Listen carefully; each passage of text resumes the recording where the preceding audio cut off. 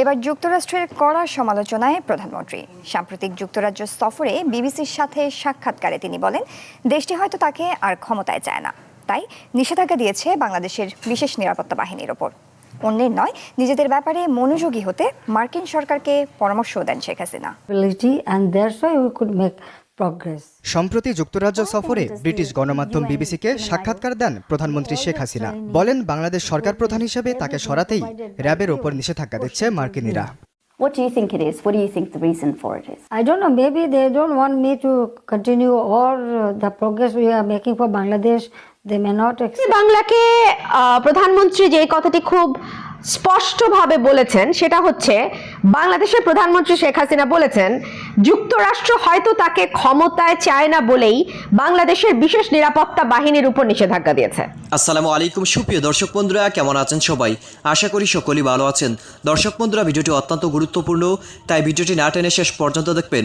দর্শক বন্ধুরা, মার্কিন যুক্তরাষ্ট্র বাংলাদেশের উপর এমন কিছু চাপ দিয়েছে এবং সেই সাথে মাননীয় প্রধানমন্ত্রীকে তার ক্ষমতা থেকে সরিয়ে দিতে চায়, আর সেই সকল বিষয়গুলো এবার তার নিজের মুখের দ্বারা প্রকাশ করেছেন মাননীয় প্রধানমন্ত্রী শেখ হাসিনা, এবং তিনি বলেছেন যুক্তরাষ্ট্র আর আমাকে ক্ষমতায় দেখতে চায় না। তো দর্শক বন্ধুরা, এবং সেই সাথে সেই সকল বিষয় নিয়ে এখন সারা দেশে ব্যাপক আলোচনা এবং সমালোচনার জন্ম দিয়েছে, এবং সেই সাথে বাংলাদেশের বিশেষ বাহিনীর উপর নিষেধাজ্ঞা জারি করেছে যুক্তরাষ্ট্র। তো দর্শক বন্ধুরা, তাহলে কি এবার মাননীয় প্রধানমন্ত্রী শেখ হাসিনার ক্ষমতা সেরে দিতে হবে? এবং সেই সাথে সেই সকল বিষয় নিয়ে অনেকে অনেক রকম আলোচনা এবং সমালোচনা করে যাচ্ছে, অনেকে অনেক রকম বিশ্লেষণ করে যাচ্ছে। তো দর্শক বন্ধুরা, এবার সেই সকল বিষয় নিয়ে অত্যন্ত চমৎকারভাবে কিছু বিশ্লেষণ করেছেন ব্যারিস্টার রুবিন ফারহানা, এবং সেই সাথে আপনাদেরকে একটি প্রতিবেদন দেখাবো। আপনারা সেই প্রতিবেদনটি দেখলে অবশ্যই বুঝতে পারবেন মাননীয় প্রধানমন্ত্রীর উপর কিভাবে চাপ জারি করেছে যুক্তরাষ্ট্র। তো দর্শক বন্ধুরা, ধৈর্য সহকারে পুরো ভিডিওটি দেখতে থাকুন, তাহলে এই সকল বিষয়গুলো পরিপূর্ণ বুঝতে পারবেন। মার্কিন সরকারকে পরামর্শ দেন Sheikh Hasina. And that's why we could make progress. সম্প্রতি যুক্তরাজ্য সফরে ব্রিটিশ গণমাধ্যম বিবিসিকে সাক্ষাৎকার দেন প্রধানমন্ত্রী শেখ হাসিনা। বলেন, বাংলাদেশ সরকার প্রধান হিসেবে তাকে সরাতেই র্যাবের ওপর নিষেধাজ্ঞা দিচ্ছে মার্কিনিরা। What do you think it is? What do you think the reason for it is? I don't know. Maybe they don't want me to continue all the progress we are making for Bangladesh. They may not accept it or. এক প্রশ্নের জবাবে শেখ হাসিনা বলেন, যুক্তরাষ্ট্রের পরামর্শেই প্রতিষ্ঠিত হয়েছিল RAB. That paramilitary organization was set up by the US. Actually, with their advice, it was established in 2004, and all the training, equipments, everything provided by US. সাক্ষাৎকারের এক পর্যায়ে বাংলাদেশে বিচার বহির্ভূত হত্যা ও গুম নিয়ে জাতিসংঘের উদ্বেগের কথা জানিয়ে কিছু পরিসংখ্যান তুলে ধরেন সাংবাদিক ইয়ালদা হাকিম। জবাবে প্রধানমন্ত্রী বলেন, এসব অভিযোগের নেই কোনো সুস্পষ্ট প্রমাণ। Well, some group, they mention a big number. Then when we inquire, it was perhaps 5 or 6 persons. But sometimes people themselves, they hide. Actually, sometimes some people hide themselves because of different issues. But extrajudicial killing we never support. নির্বাচন প্রসঙ্গে বলেন, আওয়ামী লীগ সরকারের আমলে যত স্বচ্ছ নির্বাচন হয়েছে ইতিহাসে এমন নজির আর নেই, সামনেও এই ধারা অব্যাহত থাকবে। আশ্বাস চৌধুরী, চ্যানেল 24। সম্প্রতি 3 দেশ সফর করেছেন প্রধানমন্ত্রী। জাপানে গেছেন, যুক্তরাষ্ট্রে গেছেন, যুক্তরাজ্যে গেছেন, এবং এই 3টি দেশ সফরের সময় তিনি বেশ কিছু গণমাধ্যমকে, আন্তর্জাতিক গণমাধ্যমকে সাক্ষাৎকার দিয়েছেন। তার মধ্যে উল্লেখযোগ্য হচ্ছে ভয়েস অফ আমেরিকা এবং বিবিসি বাংলা। বিবিসি বাংলা না, বিবিসিকে তিনি যে সাক্ষাৎকারটা দিয়েছেন তার পুরোটা বিবিসি বাংলা ছেপেছে গত 16ই মে 2023, অর্থাৎ আজকেই তো 16ই মে 2023। বিবিসি বাংলাকে প্রধানমন্ত্রী যে কথাটি খুব স্পষ্টভাবে বলেছেন সেটা হচ্ছে, বাংলাদেশের প্রধানমন্ত্রী শেখ হাসিনা বলেছেন যুক্তরাষ্ট্র হয়তো তাকে ক্ষমতায় চায় না বলেই বাংলাদেশের বিশেষ নিরাপত্তা বাহিনীর উপর নিষেধাজ্ঞা দিয়েছে। Very interesting. নিষেধাজ্ঞা আসলো বাংলাদেশের একটি বিশেষ বাহিনীর উপরে। নিষেধাজ্ঞার কারণ সম্পর্কে খুব স্পষ্টভাবে বলা হলো মানবাধিকার লঙ্ঘন, গুম এবং বিচার বহির্ভূত হত্যার কথা, কিন্তু প্রধানমন্ত্রী বলছেন যে হয়তো তাকে ক্ষমতায় চায় না বলেই যুক্তরাষ্ট্র এই নিষেধাজ্ঞা দিয়েছে। প্রধানমন্ত্রীর কেন এই কথাটি মনে হলো যে তাকে চায় না বলেই নিষেধাজ্ঞা এসছে? কারণ নিষেধাজ্ঞা দেওয়ার ব্যাপারে তো যুক্তরাষ্ট্রের বক্তব্য অত্যন্ত স্পষ্ট। এই একই সাক্ষাৎকার, এটা কিন্তু খুব বেশ দীর্ঘ একটি সাক্ষাৎকার। এই সাক্ষাৎকারটা যদি আপনারা পড়েন, আপনারা দেখবেন প্রধানমন্ত্রী বেশিরভাগ প্রশ্নের উত্তরেই বলেছে আমি জানি না। তাকে প্রশ্ন করা হয়েছে যে বাংলাদেশে এই যে গুম বিচার বহির্ভূত হত্যা হচ্ছে এই ব্যাপারে তার মতকে, তিনি বলেছেন না আমি এই ব্যাপারে জানি না এবং এরকম কোনো গুম বিচার বহির্ভূত হত্যা হচ্ছে না। তাকে পরিসংখ্যান দিয়ে বলা হয়েছে যে 2018 সালে 466 জন, 2019 সালে 300 সামথিং, 2021 সালে 2020 সালে আপনার 188 জন, এরকম আর কি পরিসংখ্যান দিয়ে বলা হয়েছে যে এত এত এত মানুষ বিচার বহির্ভূত হত্যার শিকার হয়েছে, যেখানে কিনা স্যাংশনের পর মাত্র 15 জন।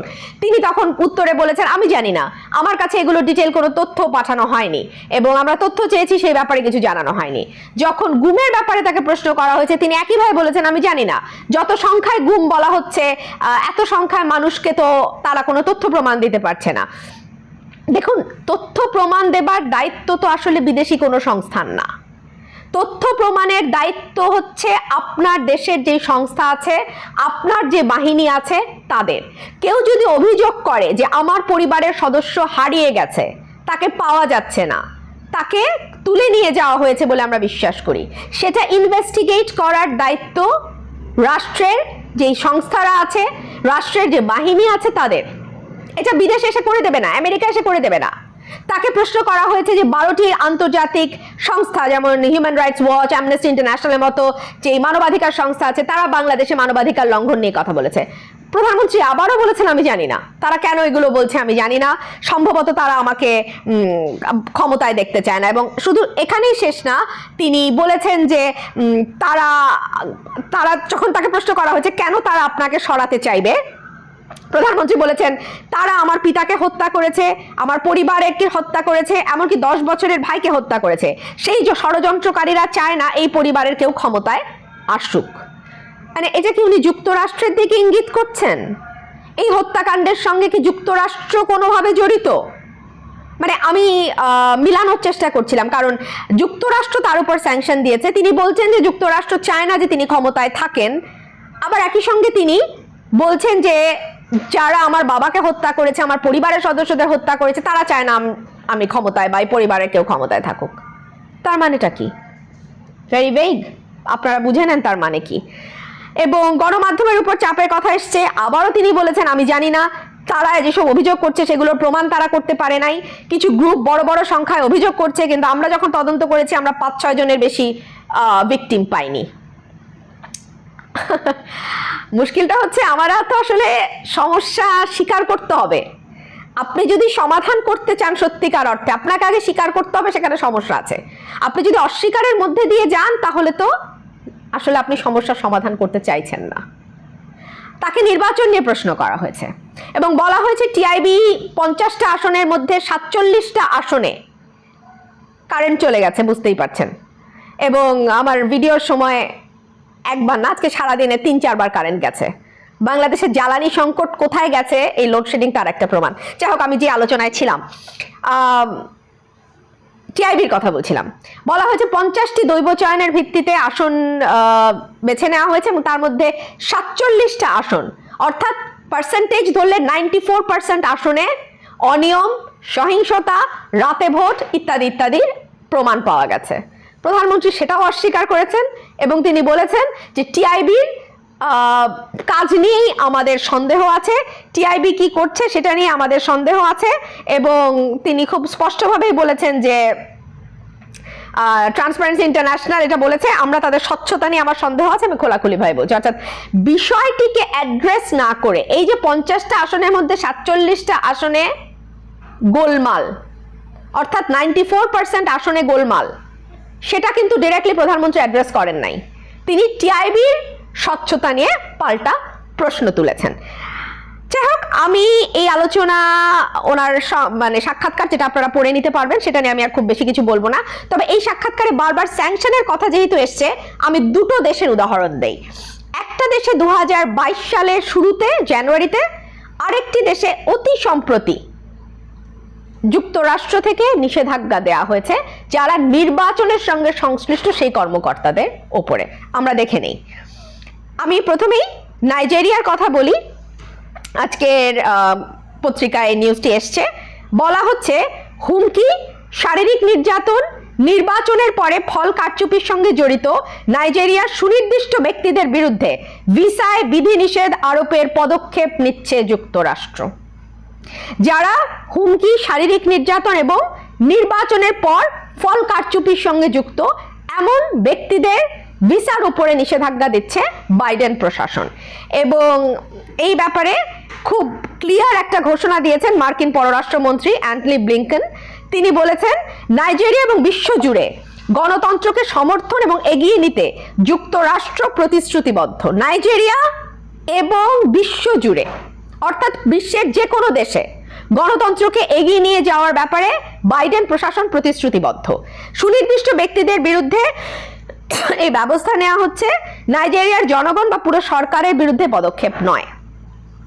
অর্থাৎ যারা নির্বাচনের কারচুপির সঙ্গে যুক্ত, নির্বাচনের ফল পরিবর্তনের সঙ্গে যুক্ত, নির্বাচনকে ম্যানিপুলেট করার সঙ্গে যুক্ত, তাদের উপরে এই নিষেধাজ্ঞা এসছে।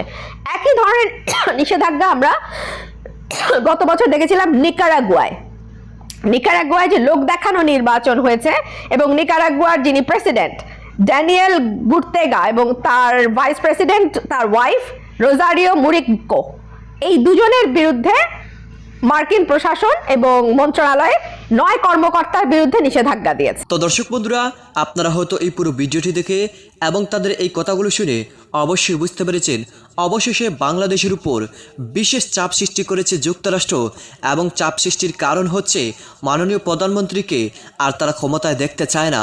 যে কোনো মূল্যই বাংলাদেশের প্রধানমন্ত্রী শেখ হাসিনাকে ক্ষমতা থেকে ছুড়ে দিতে চায়। তো দর্শক বন্ধুরা, আপনারা এই পুরো ভিডিওটি দেখে এবং ব্যারিস্টার রুমিন ফারহানার এই কথাগুলো শুনে আপনাদের কাছে কী মনে হচ্ছে? তাহলে কি এবার মাননীয় প্রধানমন্ত্রী শেখ হাসিনার পতন হতে শুরু করেছে? তো দর্শক বন্ধুরা, আপনাদের এই পুরো ভিডিওটি দেখে আপনাদের কি মতামত অবশ্যই কমেন্ট করে জানিয়ে দেবে। তো দর্শক বন্ধুরা, ভালো থাকুন, সুস্থ থাকুন, আল্লাহ হাফিজ, আসসালামু আলাইকুম।